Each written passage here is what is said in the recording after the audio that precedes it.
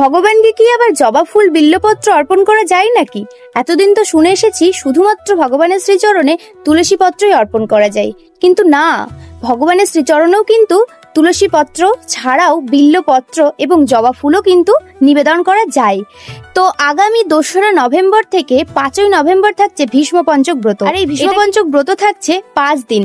প্রথম দিন অর্থাৎ 2রা নভেম্বর অবশ্যই ভগবানের শ্রীচরণে পদ্মফুল অর্পণ করতে হবে। দ্বিতীয় দিন ভগবানের জানুতে বিল্লপত্র অর্পণ করতে হবে। তৃতীয় দিন ভগবানের নাভিতে সুগন্ধি দ্রব্য অর্পণ করতে হবে। আর চতুর্থ দিন ভগবানের কাঁধে জবা ফুল অর্পণ করতে হবে। পঞ্চম দিন ভগবানের মস্তকে মালতী ফুল অর্পণ করতে হবে।